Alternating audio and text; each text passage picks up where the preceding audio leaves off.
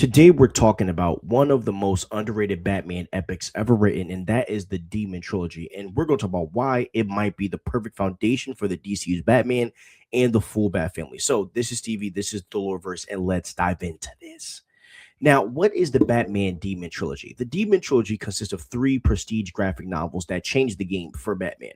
Number one is Batman, Son of the Demon, which was written in 1987. We also have the next one is Batman, Bride of the Demon, which is 1990. And we have the third one, which is Batman, Birth of the Demon in 1992. This was written primarily by Mike W. Barr with art by legends like Jerry Bingham and Norm Breyfogle. And this trilogy expands the mythology of Ra's al Ghul. It deepens Batman's global reach, and it introduces one of the most important characters in modern Bat history, and that character is Damian Wayne. So before he was officially canonized by Grant Morrison in the mid 2000s, Son of the Demon introduced the radical idea that Bruce Wayne and Talia al Ghul had a child. For years, this was considered Elseworlds or non-canon, but that single idea would reshape Batman forever. It proved that Bruce Wayne could be more than a lone wolf or a mentor; he could be a father by blood. Now, let's talk about why the Demon Trilogy is different.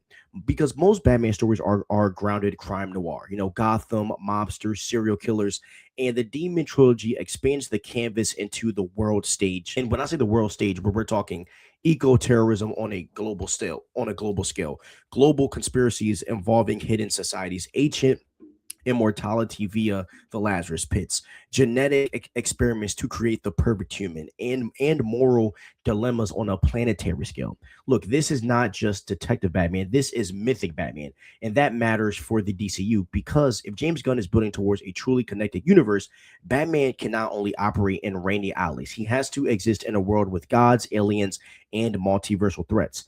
And Ra's al Ghul and the League of Assassins bridge that gap perfectly. They provide a street level entry point into god level stakes. Now, let's break down Son of the Demon, okay? In The Son of Demon, Batman teams up with Ra's al Ghul to stop Cayenne. And this is a rogue terrorist with nuclear ambitions who actually murdered Ra's al Ghul's wife, who is Talia al Ghul's mother. Now, that alone is wild because Batman is working with the demon's head himself. But here's the emotional core. Bruce and Talia al Ghul fall in love. This isn't really manipulation either. It's really not a honey trap. It's a mutual respect between two elite warriors. Bruce actually stays with the League, trains with them, and prepares for fatherhood. He steps away from Gotham for a moment and chooses personal happiness. And that is incredibly rare for Bruce Wayne.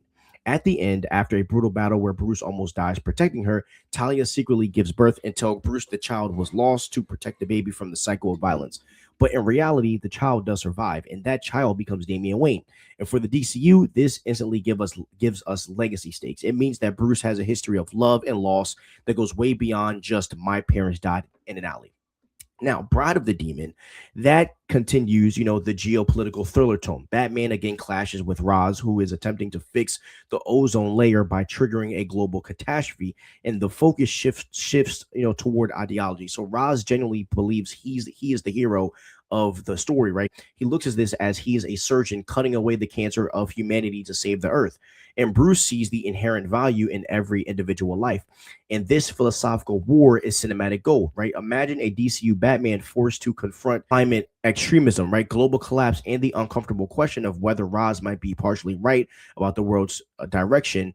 That's really layered, mature storytelling. And then the last story, we're going to talk about Birth of a Demon, right? So Birth of the Demon is the definitive origin of Ra's al Ghul, dating back 600 years ago to his time as a physician in a nomadic tribe. And in this story, we see his tragic love for his wife Sora, and we see the first Lazarus Pit resurrection, which drove the Sultan's son mad to lead to the slaughter of Ra's people. We also see the corruption of immortality, showing how Ra's became a conqueror out of a desire for justice. And this here is crucial because Ra's is not just a villain, he's a mirror for Bruce. He's a man broken by grief and twisted by centuries of power. And for the DCU, this creates a villain with Thanos level depth, not really a chaotic level like the Joker, but ideological extremism born from ancient laws. Now, the question of the day is, why this should be a part of the DCU Batman Foundation. Now, I want to connect this, guys, to the Bat family, because if the DCU introduces Batman with an established history, we can skip the origin. We don't need to see the pearls hit the pavement again, and we can skip year one. Instead, imagine this, right? Bruce already has a history with his proteges, right? Dick Grayson has already moved on to become Nightwing. Jason Todd has already had his tragic run-in with the Joker, and Tim Drake is holding down the fort as the tactical Robin. And then Damian Wayne arrives, right? The Demon Trilogy naturally introduces Damian as the heir to the Demon and also the son of the Bat. Damian forces Bruce to really evolve. Bruce isn't just a mentor anymore. He's a father dealing with a lethal, arrogant child who was raised by assassins. And this changes everything because it turns the Batcave from a base of operations into a family home. And this also brings in the Bat family dynasty because if the DCU wants a full Batman family dynamic, here's the potential lineup. We got Bruce Wayne, who's the patriarch, Dick Grayson as the successor, Jason Todd as the outlaw, Tim Drake, the detective, Damian Wayne, the heir, Barbara Gordon, the Oracle / Batgirl, and Cassandra Cain, who is the weapon. And the Demon Trilogy gives you the catalyst for that expansion. Damian arriving forces Bruce Wayne to confront his legacy, his parenting, and his complicated relationship with Talia al Ghul, and his eternal war with Ra's. And this is not just another Batman reboot. This is a dynasty. This is dynasty storytelling. Now, why could this work in a connected DCU? Mostly because the DCU will have gods like Wonder Woman and the New God. We already have aliens like Superman, and we're most likely getting Martian Manhunter. We also have cosmic lore like the Green Lantern Accord. And Batman needs mythic weight, in my opinion, to stand beside them. Ra's al Ghul and the Lazarus Pit gives him that. You can tie Ra's to ancient DC histories. You can use the Knights Templar, Vandal Savage, or even the Court of Owls. And you can tie the Lazarus Pits to mystical forces like the Ley of Lines or even White Lantern energy. And you can tie Damian to the League of Assassins' shadow politics. And this scales Batman up to a global protector without losing his core humanity. Now, visually, we get desert duels with Ra's, so they can be shirtless with swords like a classic style, Himalayan fortresses, glowing green Lazarus pits, and high tech global espionage. But even from an emotional standpoint, in the movie, we can see Bruce Wayne choosing love and then losing a family he never knew he had. Right, Talia torn between the father she fears and the man she loves, and then we see Damian rejecting and then earning his father's approval. And also from a philosophical standpoint, right?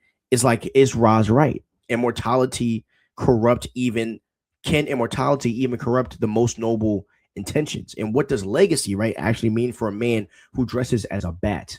So, and look, the DCU's introduction to the Dark Knight is officially titled The Brave and the Bold. And James Gunn has made it clear this is not another year one story. This Batman is already a seasoned vet where superheroes are unknown quantities. And Gunn has confirmed that this film will center on the strange father-son dynamic between Bruce Wayne and his biological son, Damian Wayne, who Gunn describes as a little son of a B word and an assassin Bruce didn't know existed for the first 8 to 10 years of his life. So crucially, Gunn has stated that this movie is the formal introduction of the DCU Bat family, moving away from the isolated loner Batman of the recent years. And while Robert Pattinson's Batman will continue as a standalone DCU Elseworlds project, the main DCU Batman will be played by a new actor who has not been cast yet and will be the definitive version that interacts with the likes of Superman, Wonder Woman, The Flash, Green Lantern, etc., etc. So the Demon Trilogy is not just an old comic story from the late 80s. It's a blueprint. It really introduces a global scale villain, a generational legacy, and a philosophical war, and a natural entry point for Damian Wayne.